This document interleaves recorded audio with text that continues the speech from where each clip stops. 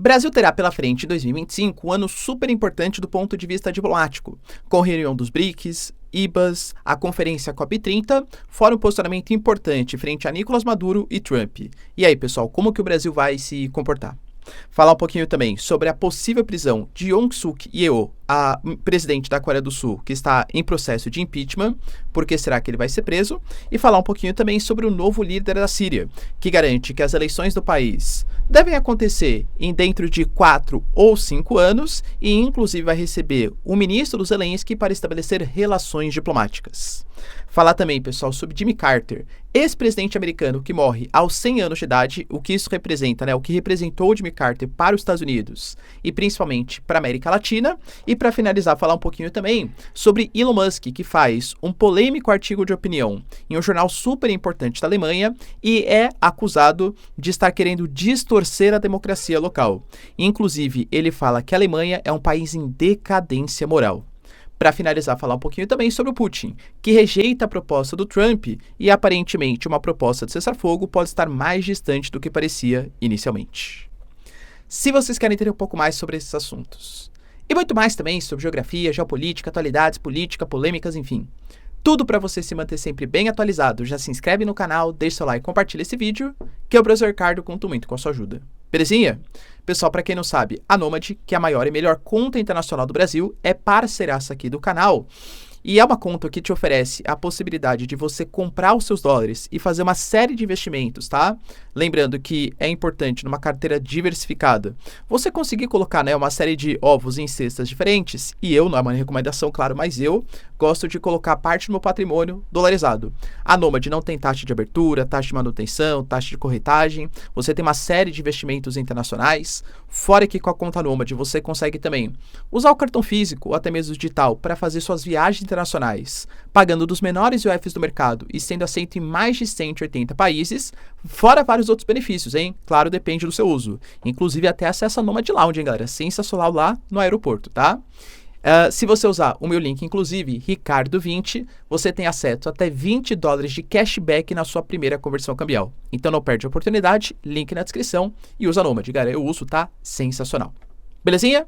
Então, bora lá pro vídeo, ó. Como eu falei para vocês na introdução, o Brasil vai ter um ano pelo menos assim desafiador em 2025.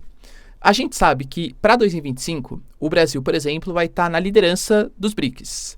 Era para o Brasil ter exercido esse papel em 2024, só que a gente teria acumulado algumas funções, né? Seria presidente do Mercosul, teria sido presidente também do G20, então o Brasil já estava com muitas atribuições, preferiu adiar para 2025. Pois é, pessoal, o ano chegou.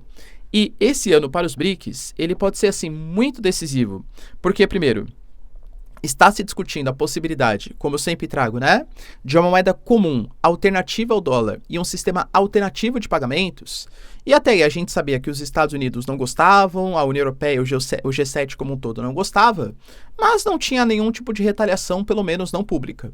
O Trump chegou a falar que os países que pleitearem a criação dessa moeda comum, dessa moeda alternativa ao dólar, para fazer pagamentos internacionais, né, o sistema de trocas, podem sofrer sobretaxas de até 100%.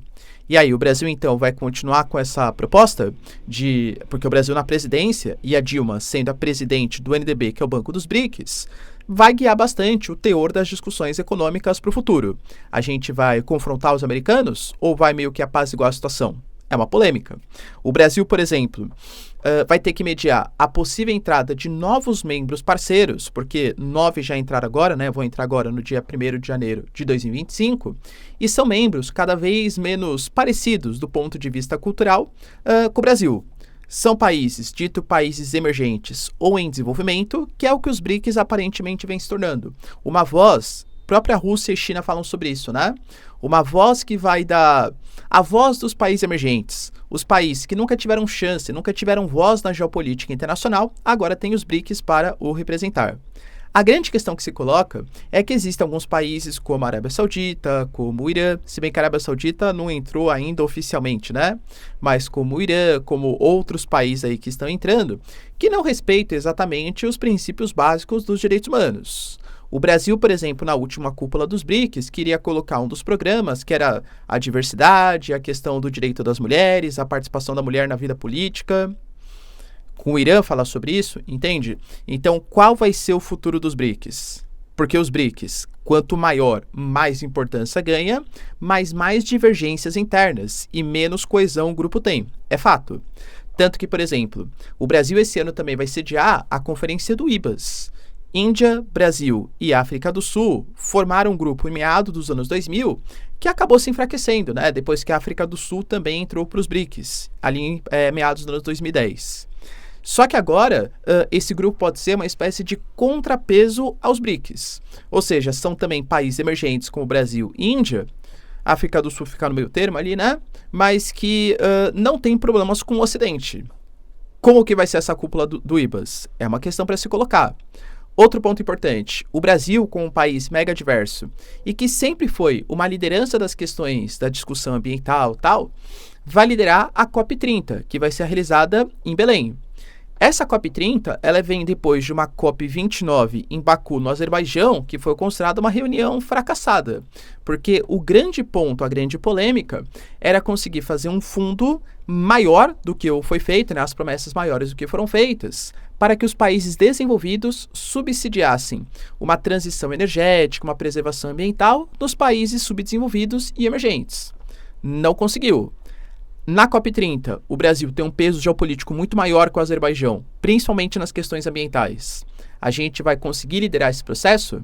Ao mesmo tempo que o Brasil sofre críticas por conta do desmatamento da Amazônia, desmatamento do Cerrado, a exploração da nossa margem equatorial, petróleo. E aí, o Brasil vai conseguir liderar esse processo? E pior, hein? Vai lembrar, pessoal, que o Trump, ele assume a cadeira de presidente dos Estados Unidos. E a gente sabe que para a questão ambiental, poxa, ele tirou os Estados Unidos do Acordo de Paris no seu primeiro governo. Talvez faça isso novamente. E mesmo que não faça oficialmente, muito possivelmente não seguirá as resoluções de redução de emissão de gás carbônico para a atmosfera, como Biden pelo menos prometia que ia fazer, entende? Então o Brasil vai liderar a primeira grande conferência ambiental com o Trump na presidência dos Estados Unidos. É um desafio. A gente tem também, pessoal, aqui a Venezuela, que é dia 10 agora, a gente vai ter a posse presidencial e talvez tenha um grande embate, porque vai lembrar que o Edmundo González, que está exilado, né, está refugiado, enfim, na Espanha, prometeu que no dia 10 ele volta para a Venezuela para assumir a cadeira de presidente. Claro que o Nicolás Maduro e o exército venezuelano possivelmente não deixarão isso acontecer e algum tipo de mediação vai ter que rolar. O Brasil sempre foi visto como um interlocutor da Venezuela com o mundo. Houve um rompimento das relações próximas ali, né? Com críticas da Venezuela, o Brasil não reconhecendo o processo eleitoral porque não houve apresentação das atas eleitorais. Mas, se tem problema, principalmente na América do Sul, geralmente o Brasil é chamado para ser o mediador. Possivelmente, no dia 10 de janeiro, já teremos o primeiro problema. E aí, como que o Brasil vai se comportar?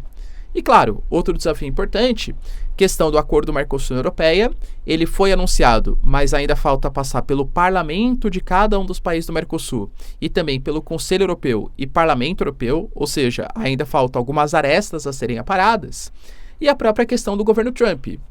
O Trump colocou o Brasil e a Índia também como exemplo de países que têm um superávit comercial e colocam taxas abusivas em cima de produtos americanos, falando que vão sobretaxar produtos brasileiros ou produtos indianos.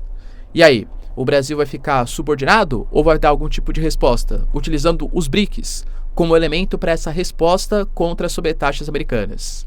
Ou seja, vai ser um ano, no mínimo, confuso, para a diplomacia brasileira. E aí, como que o Brasil deve se portar em cada um desses problemas? Deixa aí nos comentários. Outra notícia, cara, bem importante, está acerca da possível, e eu diria quase provável, prisão de Yoon Suk Yeol. Presidente, ou ex-presidente, né, está em vias de ser ex-presidente da Coreia do Sul, porque lembrem-se, ele foi eleito, né, como uma plataforma anticorrupção, esse promotor ali da Coreia do Sul, quando ele ascendeu à cadeira de presidente, primeiro que estagnou-se uma crise econômica no país, e também ele não combateu exatamente a corrupção como deveria, dentro da sua família, sua esposa e até mesmo membros do seu partido.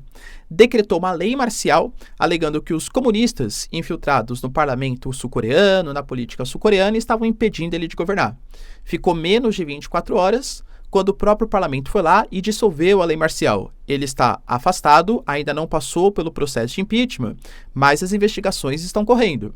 Aí já teve pessoas próximas a ele que foram presas, e agora o próprio gabinete de investigação da Coreia do Sul agora deliberou que há um crime, porque ele instigou uma insurreição.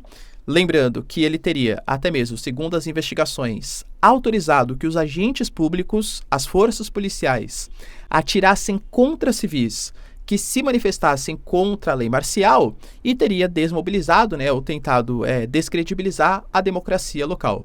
É a primeira vez que um presidente sul-coreano é colocado como um eventual candidato aí, à prisão no país. Será, galera, que ele vai ser preso? Na minha concepção, não tem muita escapatória. Ele deve ser preso, inclusive, no futuro próximo.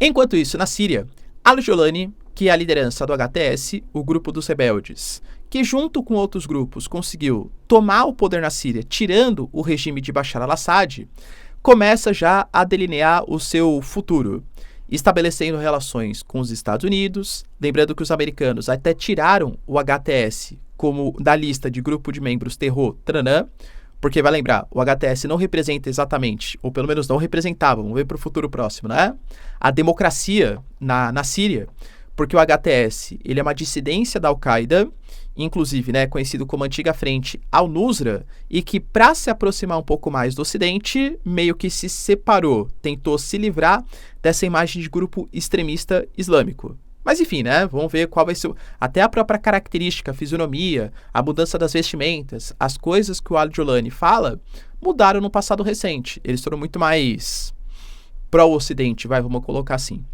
E ele deu algumas entrevistas colocando que ele quer restaurar a democracia no país, claro, inclusive respeitando todas as minorias. Só que também deixando claro, a gente vai respeitar as minorias desde que essas minorias não sejam milícias. Ele fala, inclusive, em dissolução do HTS, porque não faz mais sentido manter uma milícia, um grupo armado que não seja oficial do governo sírio. Ou seja, o monopólio do uso da força tem que estar na mão do governo. Fala, por exemplo, que alguns grupos, como os curdos, são muito bem-vindos. Só que não pode ser a Síria, um local de atuação para que membros dos curdos, do PKK, atuem contra a Turquia, por exemplo, porque isso não seria uma política oficial da Síria, e sim de uma milícia que não vai ser permitido no governo. Agora, se os curdos quiserem participar da vida política do país, tudo bem, mas sem ser uma milícia armada. Só que falou que isso pode demorar um pouquinho, alegando, por exemplo, que existe uma constituição em vigor na Síria que, para ser modificada, demoraria de 2 a 3 anos. E que, para a convocação de novas eleições, de 4 a 5 anos. Não desconfiando, claro, das boas intenções. Mas um governo, então, para mudar o regime, sei que é difícil, não é uma coisa simples, Vai demorar 4 a 5 anos. Geralmente, quando as pessoas tomam o poder nas mãos, talvez elas sintam um gostinho saboroso, da vitória e do autoritarismo. Então, a gente até queria convocar novas eleições, sabe? Mas é que a gente não conseguiu combater todas as milícias que aqui existem. Poxa, os curdos ainda têm uma atuação do PKK. Sabia que ainda existem membros do ISIS que querem tomar o poder? Sabia que existem ainda militantes pró-Bashar al-Assad que querem tomar o poder na Síria? Então, calma, a gente vai... Já passou 10 anos, mas calma, a gente vai... Entende? Muito possivelmente, na minha concepção, o que vai acontecer. Claro, posso estar enganado, eles estão falando a pura verdade e querem, de fato, instalar um governo democrático pós 4 ou 5 anos na Síria. Não seria exatamente a minha aposta. Vale lembrar, pessoal, que a gente teve a confirmação que o primeiro-ministro da Ucrânia fará uma visita diplomática à Síria. O que mostra, como esse novo governo não acho que queira brigar com a Rússia, não é isso? Até porque você brigar com a Rússia, que ainda tem bases militares na Síria, se bem que alguns militares até já saíram do país, não seria uma atitude muito inteligente para um governo que quer se posicionar, que quer ter reconhecimento internacional. A Rússia é um país importante. Mas como esse novo governo parece se ocidentalizar e ficar muito mais para o lado pró-Estados Unidos do que para o lado pró-Rússia, como era o governo de Bashar al-Assad. Outra notícia, cara, bem importante, está acerca da morte de Jimmy Carter, ex-presidente americano que tinha ali os seus 100 anos de idade. Ele era um democrata, foi um democrata ao longo da sua história nos Estados Unidos e assumiu a cadeira presidencial ou venceu o processo eleitoral em 1976, se tornando na época o 39º presidente dos Estados Unidos. ele teve só um período presidencial e ele foi marcado como o presidente da diplomacia. Os Estados Unidos sempre foram muito criticados pela sua postura agressiva, imperialista, intervencionista nos países, né, do mundo. E o Jimmy Carter, ele queria mostrar como os americanos poderiam estabelecer relações um pouco mais construtivas com outras nações, tirando essa pecha de um imperialismo armado. Professor, ele conseguiu? Não, tá? Mas ele tentou fazer, por exemplo, ele foi responsável pelo Acordo de Camp David. O Acordo de Camp David, ali em 79, feito pelo Anwar Sadat, na época, né, o líder do Egito, em conjunto com Israel. Israel devolveria a Península do Sinai e o Egito daria o reconhecimento à paz para Israel. No final das contas, o Sadat até foi, enfim, né, morreu, né, sabe o que eu estou falando, por radicais egípcios, que não aceitaram, né, que o antigo líder egípcio fizesse um acordo com o Estado legítimo, que era o Estado de Israel. Ele, por exemplo, foi o responsável pelo acordo que a gente vem discutindo aqui há um tempo, inclusive, por conta das falas polêmicas do Trump de retomar o Canal do Panamá. Quem fez o acordo de devolução do Canal do Panamá, ou dar o Canal do Panamá um período de transição para os panamenhos, também foi o Jimmy Carter. Professor, entendi. Então o cara é bonzinho, né? O cara da paz. É mais ou menos, tá? Como eu falei para vocês, não é os americanos muito mais na postura diplomática internacional do que exatamente na prática. Tanto que, por exemplo, ele foi muito criticado por conta da crise econômica que se estabeleceu nos Estados Unidos, a década de 70, até pelas crises do petróleo. Foram momentos complicados para a economia e para a geopolítica internacional, então, inflação, desemprego, recessão econômica, e para piorar a situação, a gente ainda teve, em 79, durante o governo de Jimmy Carter, a Revolução Iraniana, que acabou tirando o Shah Reza Pahlavi, que era um grande aliado dos Estados Unidos do poder, para a ascensão do Ayatollah, o Ayatollah Khomeini. E aí, na época, pessoal, a gente teve, né, o Shah Reza Pahlavi, ele fugiu do Irã, acabou ficando no México, se eu não me engano, e aí os americanos noticiaram Jimmy Carter que o Shah Reza Pahlavi era muito bem-vindo nos Estados Unidos. Isso fez com que a embaixada dos Estados Unidos em Teherã, lá no Irã, fosse extremamente ameaçada, invadiram, e aí o Jimmy Carter tentou fazer algumas buscas ali que foram muito mal sucedidas, a mais famosa, né, que é a Operação Garro de Águia, que, de resgate dos reféns, acabou culminando com a morte de vários militares americanos, também morte de civis, enfim. Então ele foi um presidente visto como muito fraco do ponto de vista diplomático e também que instaurou uma crise econômica nos Estados Unidos. Tanto que na próxima eleição, depois, né, da 39ª ali, que 39º presidente dos Estados Unidos, a gente teve uma derrota, a pior derrota da história dos democratas, na história das eleições americanas, com o Reagan, que era um ex-ator, né, galã ali dos Estados Unidos, governador, que venceu por 489 contra 49 no colégio eleitoral americano.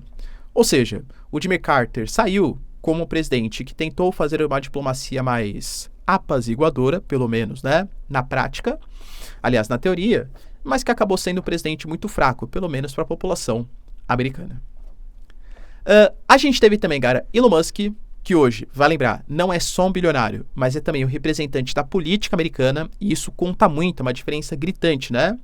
Porque hoje, ele, enquanto secretário que fala de uma... Hoje não, dia 20, né? Quando o Trump se eleger, claro, quando ele for assumir a cadeira de presidente. Ele vai falar em nome dos Estados Unidos, não em nome dele próprio só. Ele escreveu um artigo de opinião para um jornal super importante da Alemanha. Inclusive, no momento em que a gente tem uma crise política na Alemanha, com eleições sendo convocadas agora para fevereiro.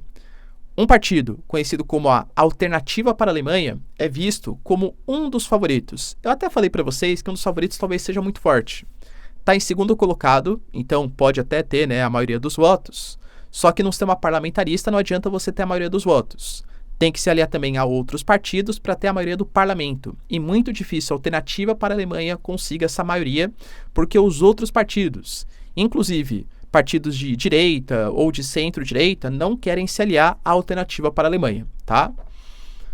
Mas o Elon Musk, ele fala, né, já falou, por exemplo, que o Olaf Scholz, que não é um cara de direita, né, do SPD, ele é mais de uma centro-esquerda, que ele é um tolo. Ele, no seu artigo de opinião, colocou, por exemplo, que a Alemanha se tornou extremamente confortável com a mediocridade e incentiva tensões culturais ao abrir sua fronteira para os estrangeiros, e que a ideia de que a alternativa para a Alemanha ou Alice Weidel é de extrema direita, porque é isso que é colocado, né, de fato, pela mídia internacional, é uma grande mentira, visto que ela tem uma parceira que é do mesmo sexo lá no Sri Lanka, e até perguntou, né, poxa, isso não posso falar o nome dessa pessoa, né, mas o bigodinho austríaco da Alemanha, né, isso é essa personalidade para vocês? Porque a alternativa para a Alemanha é acusada por ter algumas ligações escusas com movimentos neoná, enfim, sabe o que eu tô falando, o que de fato é extremamente proibido na Alemanha por motivos óbvios, né? Professor, mas quer dizer então que a Alice Weidel, que é a principal candidata da alternativa para a Alemanha, então ela tem um relacionamento com uma pessoa do mesmo sexo? Poxa, então eles não são nada, enfim, né? O que foi falado, inclusive por alguns membros da Alemanha. Cuidado, porque a alternativa para a Alemanha não é só a Alice Weidel.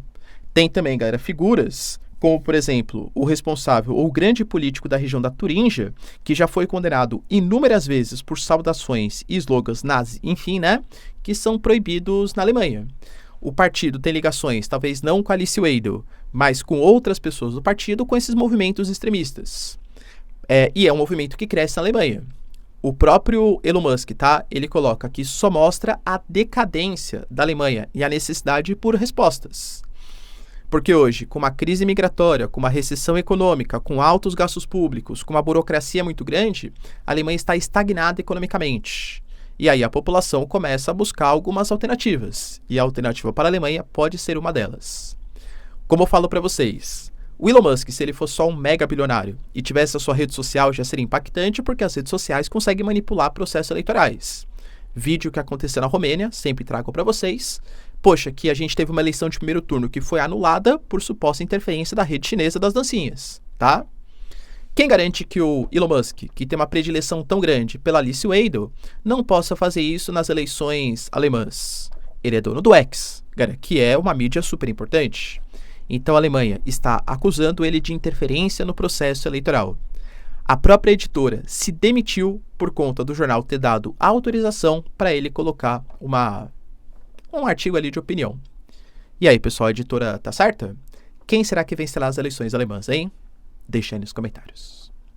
E para finalizar, pessoal, uma notícia não muito boa do ponto de vista diplomático, hein?